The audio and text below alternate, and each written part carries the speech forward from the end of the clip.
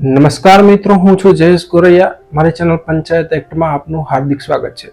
મિત્રો, ઘણીવાર એવું બનતું હોય છે કે આપણે કોઈ પણ સરકારી વિભાગની અંદર કોઈ માહિતી જોઈતી હોય તો અટવાતા હોય છે, અથવા તો આપણે એક પ્રથમ રસ્તો છે આરટીઆઈ કરતા હોય છે, જેના દ્વારા આપણે માહિતી મેળવતા હોય છે. પરંતુ આજે એક એવા પોર્ટલની માહિતી માટે આપણે વાત કરવા જઈ રહ્યા છીએ જે ઘણા લોકોને કદાચ ખ્યાલ હોય કે ના હોય. છેલ્લા 1 વર્ષથી આ પોર્ટલ કાર્યરત છે, જેનું નામ છે પીજી પોર્ટલ, જેની અંદર તમે ગ્રીવિયન્સ એટલે કે ફરિયાદ કરી શકો છો. તેમાં કોઈ પણ વિભાગની તમે ફરિયાદ દાખલ કરી શકો છો, અથવા કોઈ પણ માહિતી તમે મંગાવી શકો છો, અથવા તમને કોઈ બેંક છે, હોસ્પિટલ છે, કોઈ ફાઇનાન્સ વિભાગ છે, કોઈ પણ પ્રકારની માહિતી જો તમારે જોઈતી હોય તો આ પીજી પોર્ટલની અંદર તમે ફરિયાદ કરી અને તમે માહિતી મેળવી શકો છો. અને તેની અંદર કેવી રીતે ફરિયાદ કરવાની હોય છે, તમને જવાબ કેટલા સમયમાં મળે છે, અને કેવી રીતે તમે ફરિયાદ કરો અથવા તો તેનું રજીસ્ટ્રેશન કેવી રીતે કરવાનું છે, તેની સંપૂર્ણ માહિતી આજે આપણી વિડીયોની અંદર જણાવીશું. તો વિડીયોમાં મારી સાથે જોડાયેલા રહેજો. હું તમને મારી કોમ્પ્યુટરની સ્ક્રીન પર લઈ જાઉં છું અને તે આગળ તમને સંપૂર્ણ માહિતી બતાવું છું કે કેવી રીતે આપણે ગ્રીવિયન્સ એટલે કે ફરિયાદ દાખલ કરી શકશું. તો તેના માટે તમે મારી સાથે જોડાયેલા રહો. તો સૌપ્રથમ આપણે કોમ્પ્યુટરના હોમ પેજ પર આવ્યા પછી ગૂગલ ક્રોમ ખોલીશું.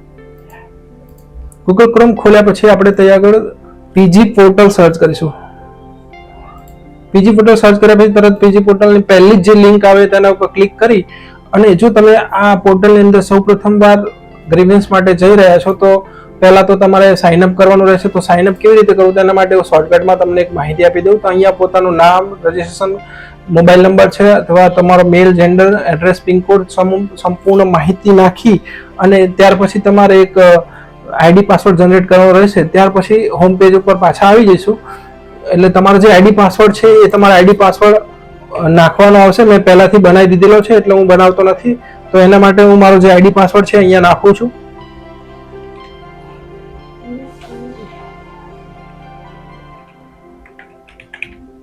આઈડી પાસવર્ડ નાખ્યા પછી ત્યારબાદ પાસવર્ડ નાખવાનો રહેશે. પાસવર્ડ પછી જે નીચે કેપ્ચા કોડ આપેલો છે, સિક્યુરિટી કોડ, જે ફિલ કરવાનો રહેશે યોગ્ય રીતે.